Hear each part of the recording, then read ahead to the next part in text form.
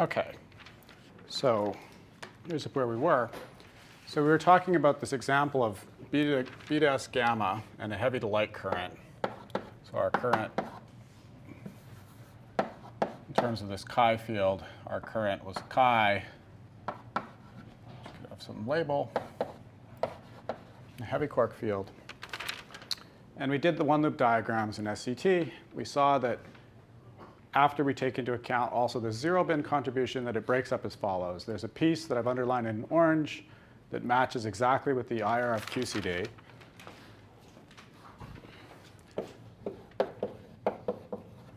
There's a piece that I underlined in blue, which is the ultraviolet divergences in the effective theory. And so what we do with that is we add a counter term for the operators in the effective theory to cancel these divergences.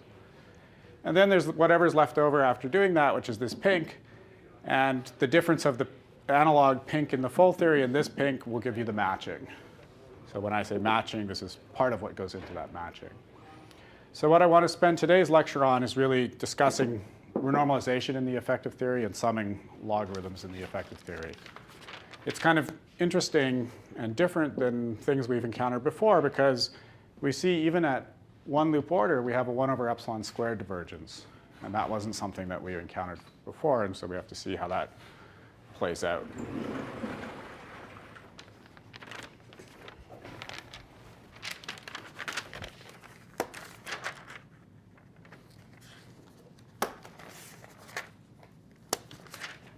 OK, but just at the simplistic level, let's just say or record for the record that we could write the following. There was a Wilson coefficient of this operator. And we can divide it into a normalized Wilson coefficient and a counter term. And then we just think that this counter term is canceling that divergence. And so the counter term we need is the following. So with this minus sign canceling that minus sign, you get plus. And so the counter term for the operator, therefore, should have a minus. And just exactly these terms.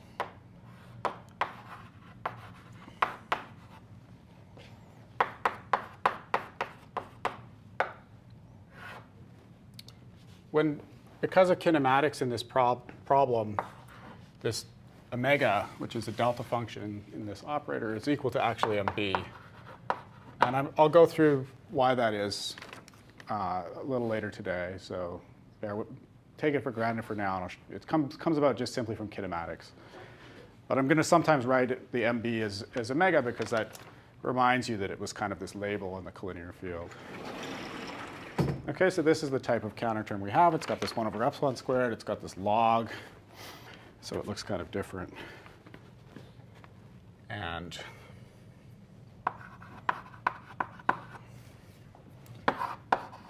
the notation here is that we have a coefficient that's inside an integral.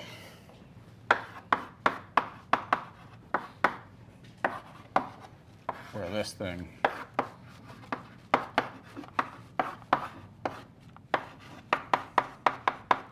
meant that.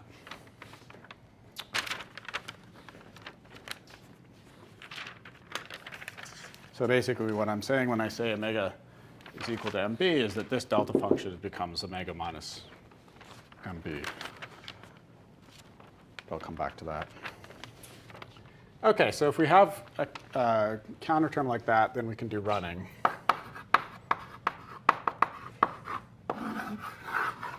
So we'll come back to this example. Let me first make a few general comments, and then we'll come back and see where this z leads us.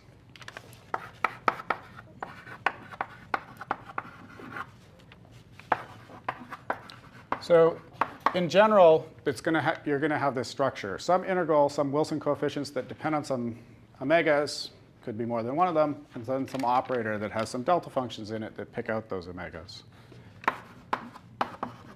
And because of that integral, in general, you have to be careful.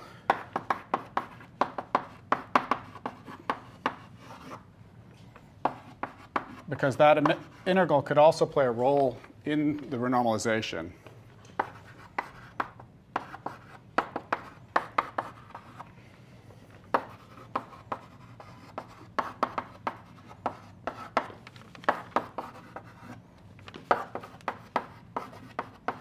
So that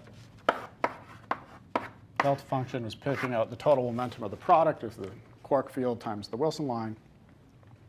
And in our example, it's fixed by external kinematics. So I'll come back to this and show you that not in every example is it fixed by external kinematics in a minute. But our example is special because the integral actually doesn't play an important role.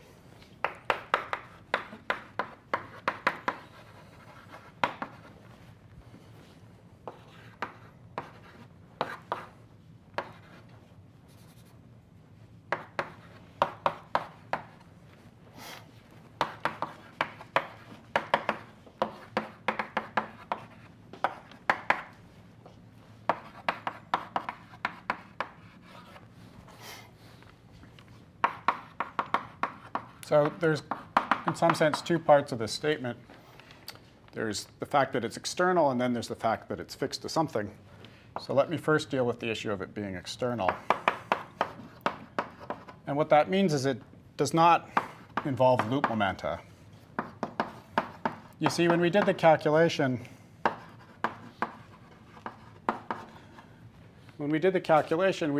we were basically doing a calculation, not worrying so much about this delta function that was sitting inside our operator, right? We kind of ignored it. We didn't write it down in our diagrams. Technically, we should have written that delta function, this delta function down too, and included it in our calculation.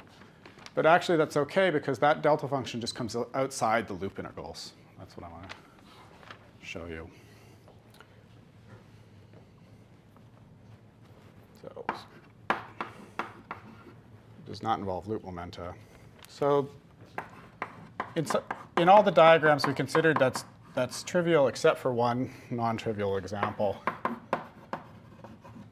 And that non-trivial example is the example where we had the linear vertex type diagram like this. So we called the external momentum here P. This was P plus K, and if I let this guy go this way, we can call it minus K. You see, the Wilson coefficient sits here at the vertex, and it acts on the linear fields that come out of that vertex. But it gives the sum of the momentum of those linear fields. So we get this guy, and then we get this guy, and so we just get the external guy. Okay, and so the Wilson coefficient, so from this notation, it's the same thing as saying this delta function. We can see that it only depends on the external P, not on the n bar dot K.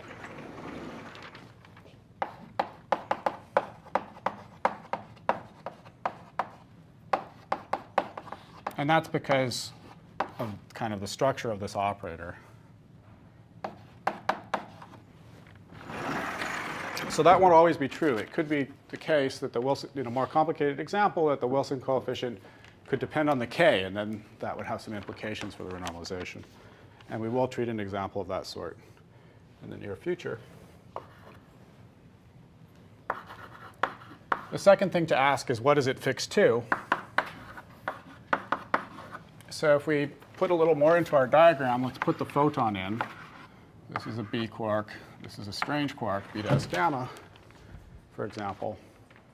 Then the kinematics of the external lines there is we have MBV coming in for the B quark, P of the photon, and P of the external strange quark. And the photon is light-like. P gamma squared is 0. And in the setup here, we could just think of it as E gamma times n bar, because P is collinear to the n direction, and it's going, we have the photon going this way, and it's back-to-back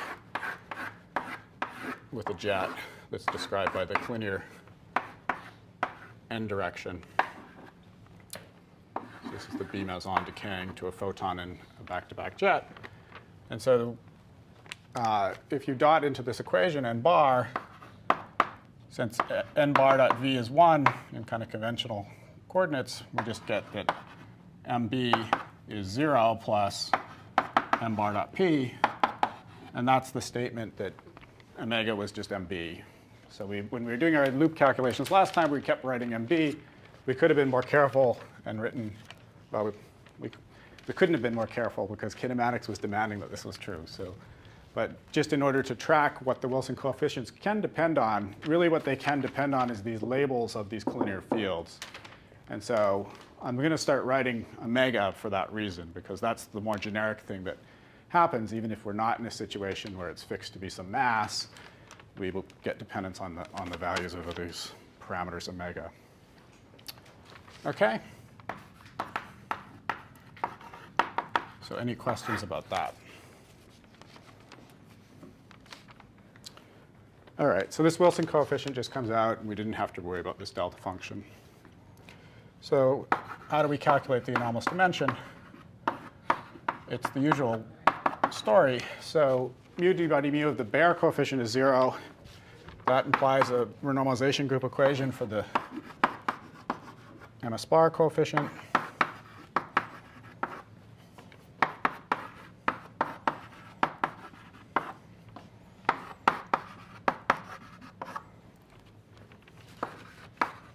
And it's got this familiar form where the gamma is products of z's and z inverses.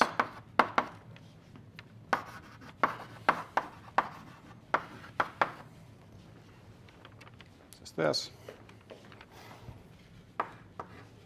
So if we want to plug, so this is an all orders formula. If we plug in our one loop result here, then on the left, if we work to order by order in alpha, on the left-hand side, we can just take the 1 in the ZC inverse here. And the ZC, when we take mu d by d mu, there's mu in the alpha s, and there's mu in this log. And we're going to have to differentiate both of those. So let me write it out.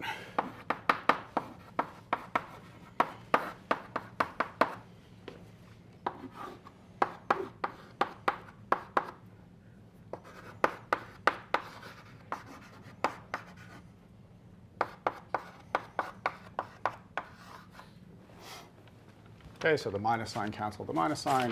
The ZC inverse is just 1. And then I have mu d by d mu of the rest of the stuff, which includes both the alpha and the log mu over W.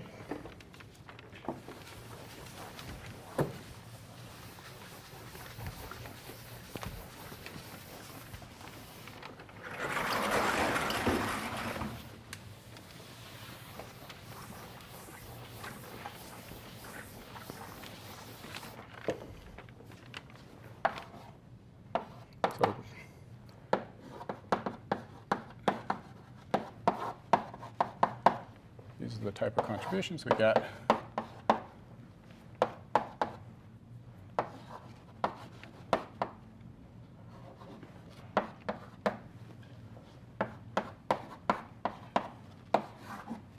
Where these guys here are coming from using the fact that mu d by d mu of alpha when you're in d dimensions is minus 2 epsilon alpha plus order alpha squared terms related to the beta function, which we can drop here. And then this guy comes from the explicit, differentiating the explicit log mu over W. The divergent terms cancel, and we're left with a finite anomalous dimension.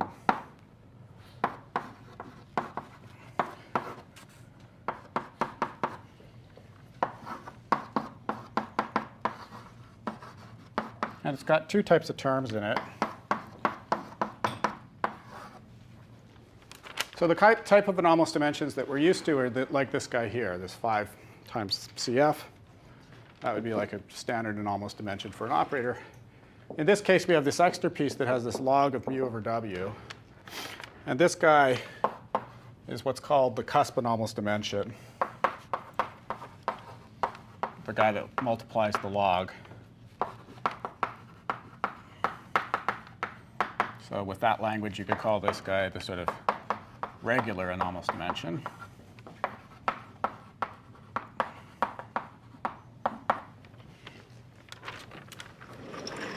Now, if you're going to do renormalization group evolution, you're going to sum logs, and you're going to think, you could think that you're starting at some hard scale like W. W was MB, that's the hard scale. And then you want to run down to some small scale, mu. When you run down, if you take mu small, this term is larger than this term. Okay, so actually this term here gives you the leading, what are called the leading logs in this case, and this term here is actually only needed for next to leading log. Because this term here grows when you go down and that term doesn't, this term here is actually giving you the leading logs. So I'll come back and talk a little bit more about leading log versus next to leading log, and also I'll explain to you what this word cusp and this, where's the cusp, since we haven't seen it yet. I'll come back and explain where that is in a minute.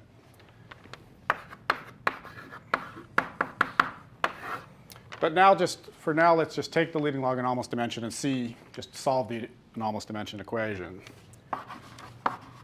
So we'll just take the leading log term and not worry about the other term.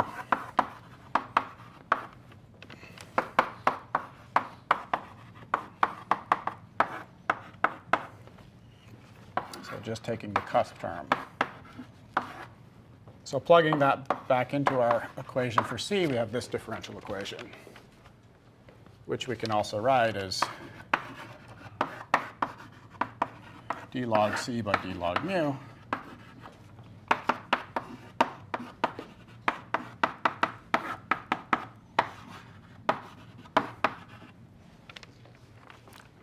okay? And that's an equation that we can basically just integrate, since there's no C on the right-hand side. It's a homogeneous equation. We can integrate it with some boundary condition.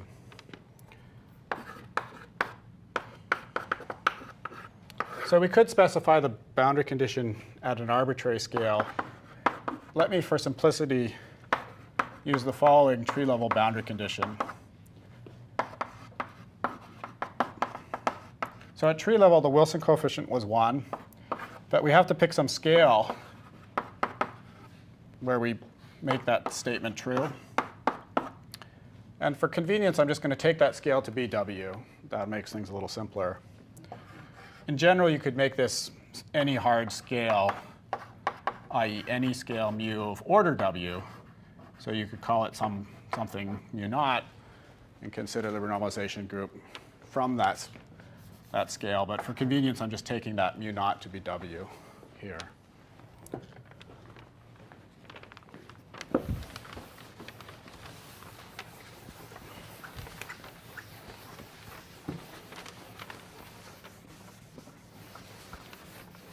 Okay, so we take that boundary condition. It's actually useful to look at what would happen if we didn't have a running coupling on the right-hand side. So say we were doing QED and we didn't have any massless light fermions, so there was no running. Then this coupling would just be alpha and it wouldn't run. And then you just integrate this log and you get a double log. You integrate one log by d log, you get log squared. And this is, for each coupling you get log squared. This is the double log series that I kind of promised you, that the Sudakov double logarithms that were going to come out of the renormalization group of SCT. So QED with alpha fixed, you can take CF to be 1. When you take the exponential of what I just said,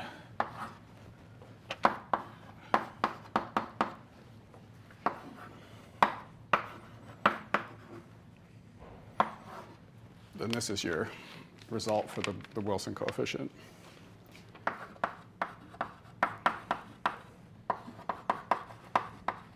And this is what's known as a Sudakov exponential, the leading log Wilson coefficient, leading log.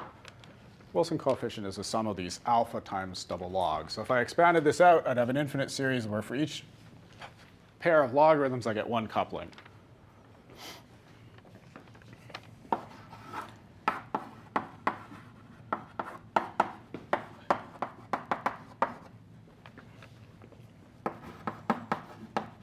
And that's the Sudakov double logarithms.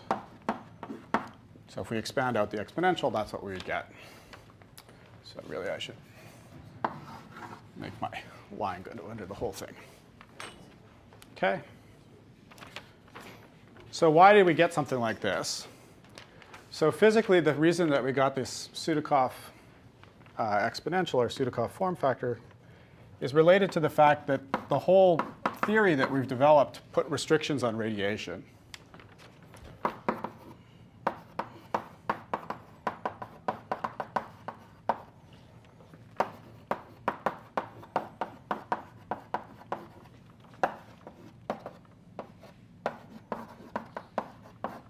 So there was kinematic restrictions put on the radiation by the whole setup that we had. We had this jet, and it was collimated, and the radiation was forced to go inside that jet.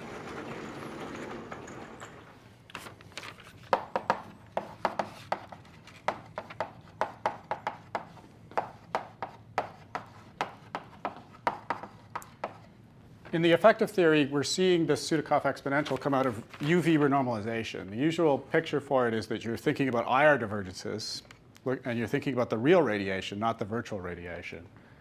But as you may be familiar with, what the effective theory does is if you have an IR divergence in full QCD or full QED, then what the effective theory does is it takes the scale corresponding to, so the IR divergences are logarithms, right? And they're logarithms of something over something. And what we've done in the effective theory is we've introduced a scale mu. Effectively, we've taken the part of that logarithm that was UV and taken it to infinity. And in the standard way, we've introduced a scale mu that sort of splits things between Wilson coefficients and operators.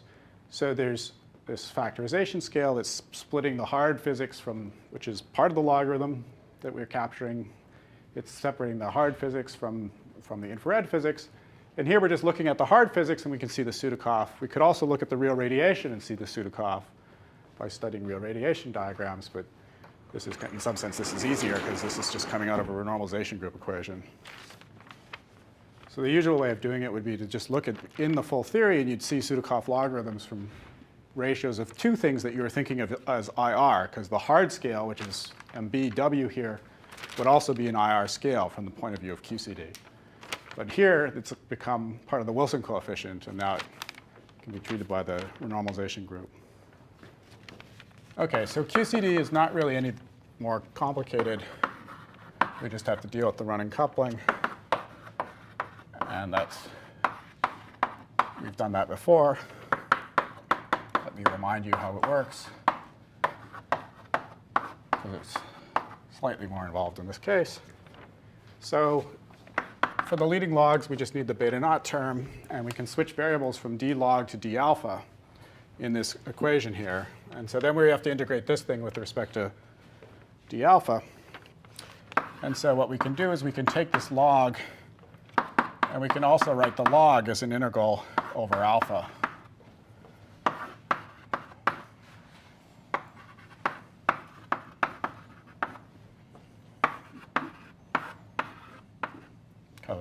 Alpha in this equation is some dummy variable.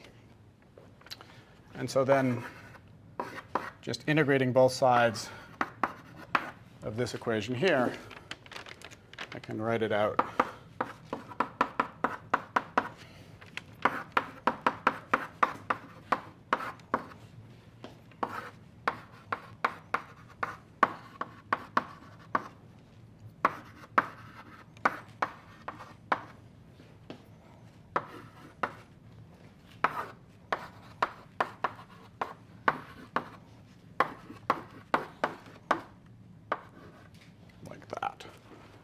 OK, so the log became this thing. And then one of these factors, there's a minus sign. But then when I use this formula twice, the minus sign goes away. And I get two of those factors. This is the other measure here from the explicit d log mu. So we could underline things. Half of this guy, all of that guy. D log mu. Other half of this guy and that guy. And then there's this sort of explicit alpha CF over pi, which I've written as CF over pi out front, and this alpha here.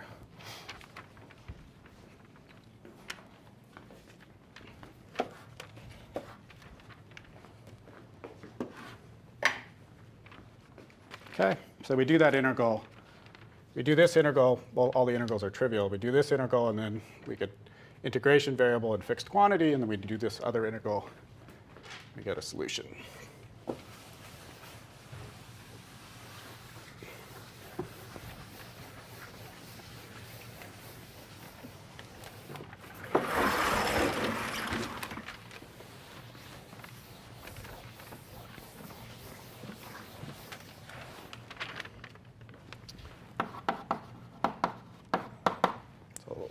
Show you what the answer looks like. It's again an exponential because we're solving for log C.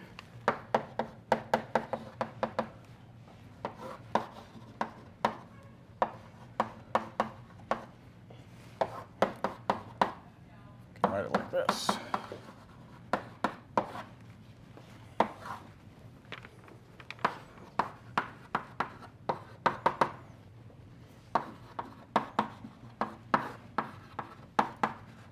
So we're kind of familiar that renormalization group equations, when you have a running coupling, can give you ratios of alphas, right? We saw that when we were running for fermion operators.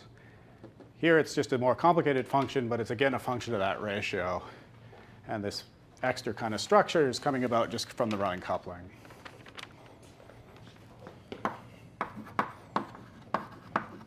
So the only difference between this and the QED Sudakov is the running coupling.